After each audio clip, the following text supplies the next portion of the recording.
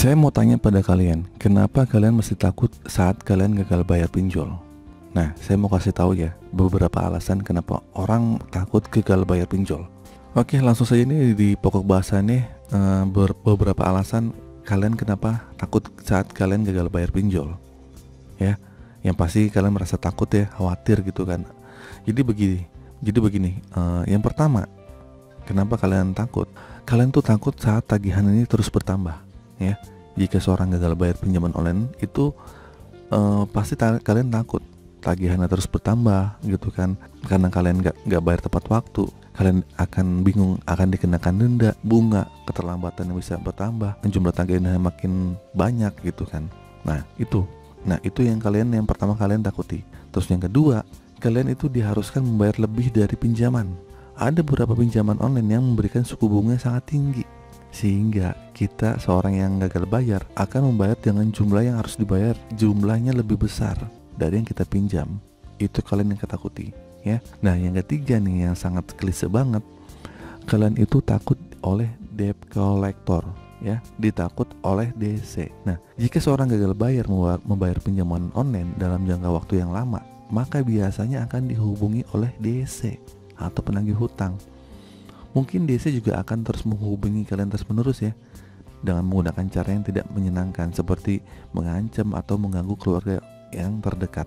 Dan yang paling takutnya adalah saat kalian DC itu datang ke rumah. Terus yang keempat, itu kalian akan berdampak pada catatan kredit ya. Jika seorang gagal bayar pinjaman online dalam waktu yang lama, nah catatan kreditnya bisa bertambah buruk atau kalian bisa masuk slek OJK atau BI checking. Yang ini akhirnya repot ya saat kalian itu minjem ke instansi pinjaman lain. Oke, jadi gitu ya, ada 4 gitu kan. Yang pertama, kalian takut tagihannya terus bertambah. Terus yang kedua, kalian harus membayar tagihan yang lebih dari yang kalian pinjam.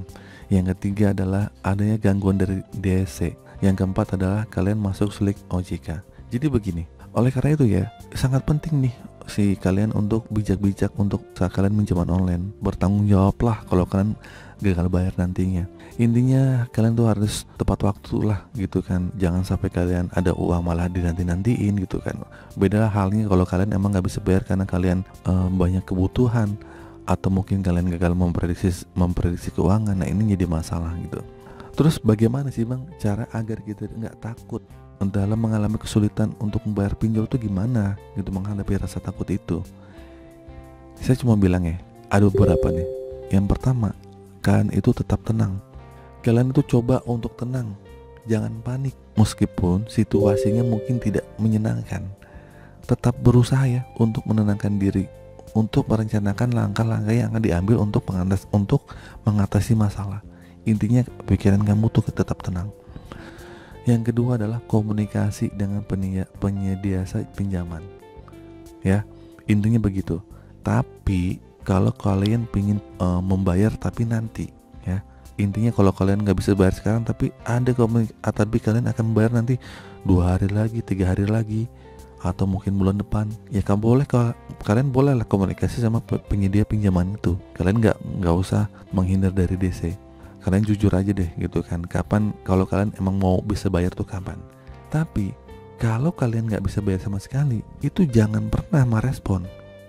Abaikan aja, jangan pernah merespon. Kalau kalian emang gak bisa, udah gak bisa nih, udah prediksi kayak so udah gak bisa nih, udah diemin aja. Ngapain kalian janji-janji ya? Komunikasi itu gak ada. Komunikasi itu boleh kalau kalian emang ada uang lah untuk membayar untuk beberapa hari ke depan, beberapa minggu ke depan, atau beberapa bulan ke depan. Yang ketiga, buat rencana pembayaran ya. Buatlah rencana pembayaran yang realistis dan penuh tanggung jawab. Buatlah anggaran keuangan ya. Rencanakan bagaimana cara untuk membayar tagihan yang tepat waktu. Yang keempat, itu adalah cari bantuan finansial ya. Cari bantuan finansial itu bisa jadi dari keluarga atau teman atau orang terdekat ya. Kalian boleh pinjam dari situ. Yang kelima adalah hindari pinjaman tambahan ya. Nggak boleh nyari pinjaman tambahan untuk gali lubang tutup lubang. Jangan memperburuk situasi keuangan Anda dengan mengambil pinjaman tambahan yang tidak diperlukan. Hal ini dapat membuat masalahnya semakin besar. Oke itu ya.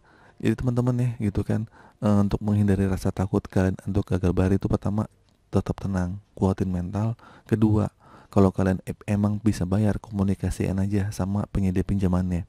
Kalau nggak bisa, nggak usah lah. Yang ketiga adalah buat rencana pembayaran, ya. Keempat adalah cari bantuan finansial dari tetangga, dari saudara, atau dari orang tua. Yang kelima adalah hindari pinjaman baru, ya. Jangan gali lubang tutup lubang. Oke, itu saja teman-teman video kali ini. Semoga video ini bermanfaat. Akhir kata, assalamualaikum warahmatullahi wabarakatuh.